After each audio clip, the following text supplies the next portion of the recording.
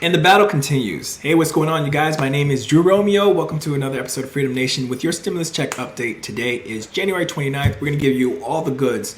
Stimulus check updates involving what the Republicans are thinking, how soon can we get the checks, and what's really the holdup, and if you still haven't received it, what you can do. So let's get right into it.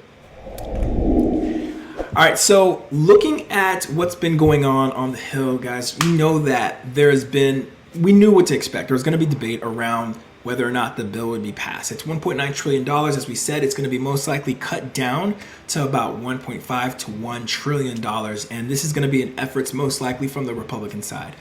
Even though things are fairly narrowly split, like we said, in the middle, the Republicans are not feeling, and even some Democrats are not feeling the entire package as is, and they're more willing to have conversations, and so is Biden, onto breaking apart maybe some areas of the actual $1.9 trillion bill, so that way it can be more manageable, I guess, and it doesn't look as intense as a bill to sign. So, for example, the $1,400 checks, many people are on board, but the next question is, when are we going to expect them? And so, being on board, here's what you can expect. So, chief among the issues are whether Republican lawmakers would support the package, or if the Biden administration would eventually tackle its spending priorities by breaking apart and spending proposals into two bills. Analysts say that one part perhaps will be focusing directly on the mission for improving the vaccine deliveries to the U.S., and of course the other being having the stimulus checks as well.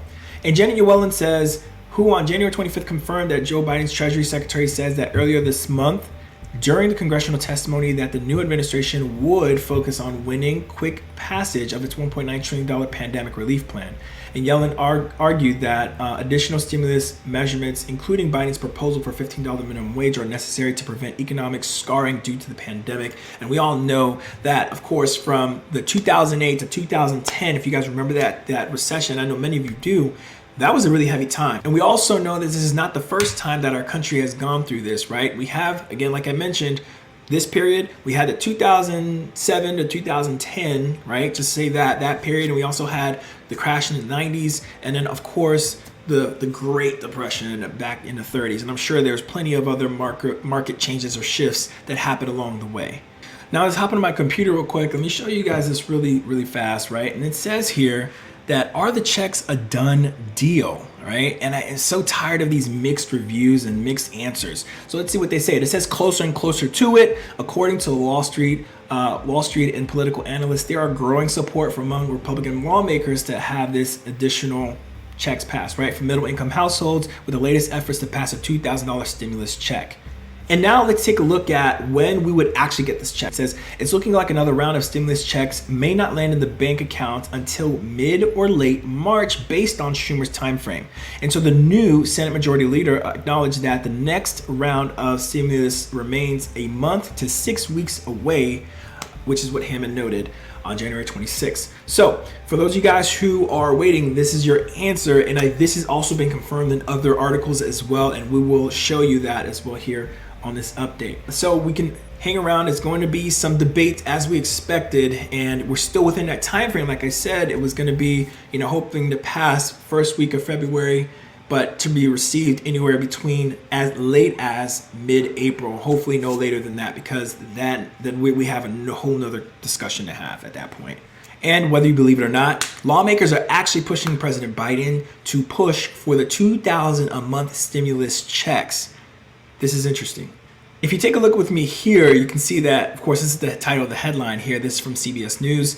Let's go down here to see exactly what they say. It says, as Congress debates President Joe Biden's request for the $1.9 trillion coronavirus relief fund, including a third stimulus check pegged at $1,400, some Democratic lawmakers are pushing for an even bigger response, which is $2,000 monthly payments until a pandemic is history. Now, this right here in itself is history, paying out $2,000 to qualified individuals, of course, who would be receiving this on an ongoing basis. Even more interesting is a tweet from Ian Omar, representative here. It says $2,000 monthly payments until pandemic is over. I find this interesting because here in this article, it continues to say that Representative Ian Omar, a Democrat of Minnesota, and more than 50 other House members are urging the Biden administration to back such a policy. According to a signed letter sent out to Biden and Vice President Kamala Harris, signers on the January 28th letter also included other leading House progressives such as Representatives Alexandria Ocasio-Cortez, of course we know as AOC, of New York, and Rashida Tlaib of Michigan. And here's a quote directly from the letter. It says, "One more check is not enough during the public health and economic crisis," they wrote. "Many families cannot afford to wait the 8 months between payments. To truly build back better, families need stability and certainty through ongoing relief, and they cannot be at the mercy of congressional gridlock," which is obviously what we've been experiencing for the past couple of weeks, and not to say months for those of you guys who are still waiting for your $600 stimulus checks. And at this point, for those of you guys who are still waiting, if you haven't taken already the advantage of looking at the IRS website and looking up exactly what is the status of your check, please check that right now. And this is going to be your best bet to know exactly where you are, because Biden had asked and requested that the IRS speed up the process of delivering those checks out to people who haven't received them yet and who still need them in the form of debit cards. So I made a video. If you haven't, check it up right now on the card. It's going to let you know exactly that people have actually been throwing their checks away because they've been coming in a blank envelope that looks like it's scam mail that just wants you to sign up for another new credit card, when in actuality it's not. It's actually a prepaid card with your stimulus check amount on there. Please check to make sure. If you checked it and you check the status and it says error or something of that nature, you want to make sure that you go ahead and just apply for the rebate so that you can get that credit back to you in the 2020 taxes for this year. All right, so no worries. Try not to fret, but I want you guys to at least take some action so you're not sitting around hoping that something's going to happen, right? So if you guys have any questions, let me know down below. I'll see if I can help, because there's some people who didn't know what the website was, and I'll have it linked in the description as well. The recurring payments should be directed to those who need it most and will spend it the quickest, as well as include all immigrant workers, refugees, and their families, Omar wrote. Older dependents and people over the age of 16 who are claimed as dependents and who are excluded or who were excluded from the first 2 stimulus checks should also be included as well, she added. So that is going to be interesting, and I know many people have different ideas and positions about that, but I feel, again, like as a whole, as an economy, everyone is a contributing piece to the society. So I feel like this would be a fair way to kind of help those who are actually in need, for sure. And here's a final note from Omar from that same article. It says that ongoing payments would provide stability to families struggling in the crisis, Omar wrote. Recurring direct payments until the economy recovers will help ensure that people can meet their basic needs, provide racially equitable solutions, and shorten the length of the recession, she said. So truly, truly interesting. And I found that to be a very deep article, and especially coming from a representative, being able to tweet that and feel comfortable enough to share that $2,000 recurring payments. In one of my videos, I just said that I just thought it was astronomical number and that they would never go for that. But to hear that being actual topics of discussion, which was pretty interesting, the article I found at the time was pretty early on, and now to hear them discussing this on a higher level is truly interesting to see what direction that this will go in the next few weeks. And now here we are. Of course, not everyone is going to agree. Of course, we do know that there's going to be opposition, and there is, and there will be. With Republicans, they see things differently, right? And so in this article, this is coming from directly from Politico.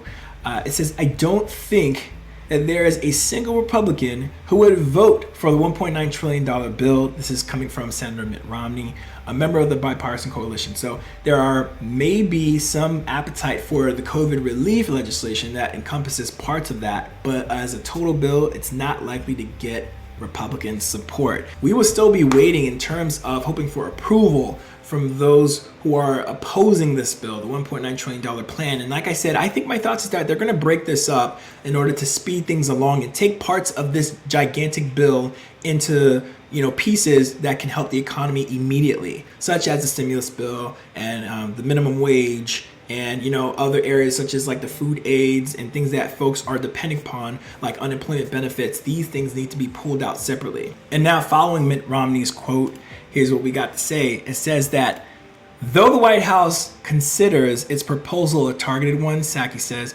Biden is open to having conversations with lawmakers about adjusting any component.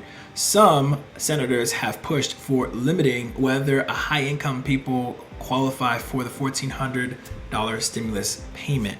And so I bring this up because I think it's really interesting that they're trying to find a fine line. And I know they proposed the $75,000 salary, and under are going to be people who qualify, and those above will be cut out. I want to know what you guys think. Do you guys think that's fair?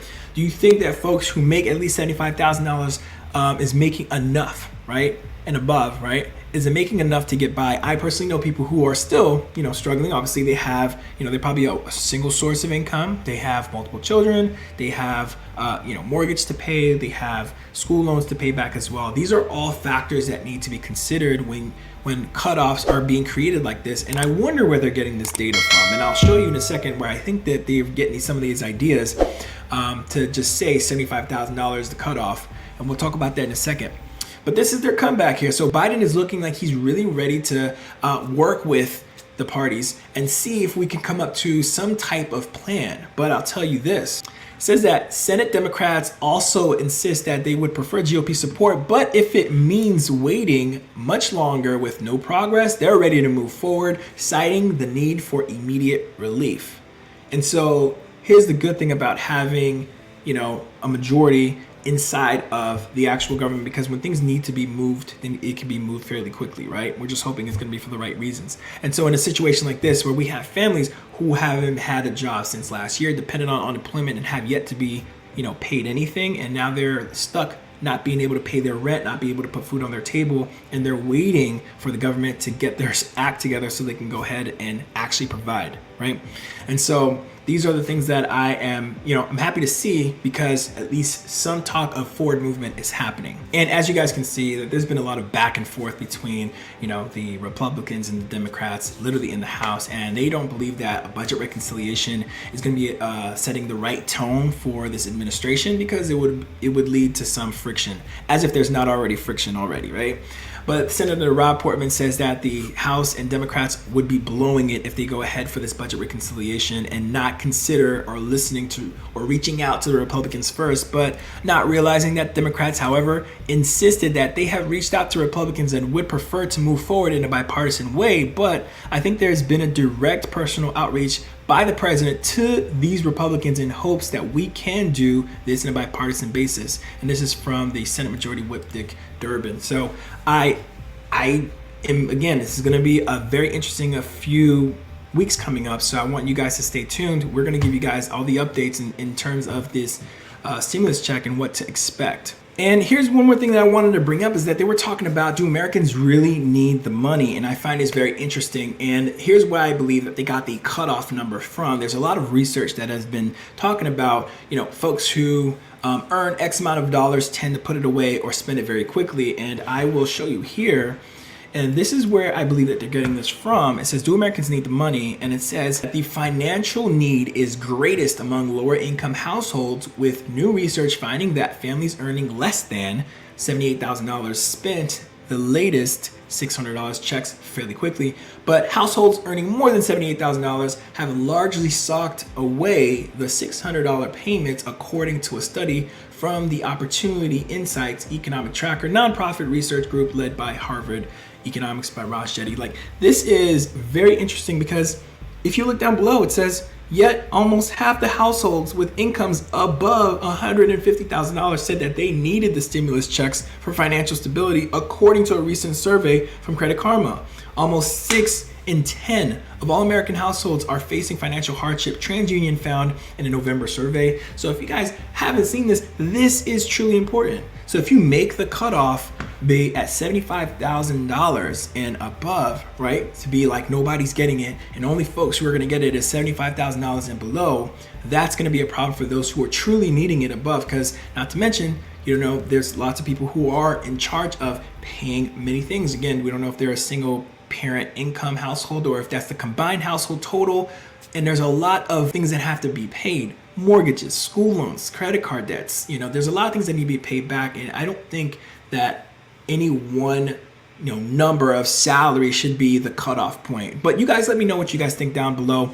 I think it's interesting to have these studies show different numbers and where people are saying that they need help at $150,000 and above, and those who obviously need it below the $75,000 mark. I think there should just be some more metrics to decide who really needs it and who doesn't. All right, guys, well, that's it for the stimulus update for today. I will definitely be keeping you guys up to date with any more updates if there are any shifts, if this $2,000 monthly stimulus is actually going to take place, and if not, which direction that they're planning to go. You know where you heard it here first. It's Freedom Nation. Don't forget to like and subscribe. Enjoy the Freedom family. We talk about all things on how to take control of your personal finance so that way you can find other ways to make money. If you haven't already, check out this video that's going to be showing you some new ways to make money as well. I'll see you guys on the next one. Peace.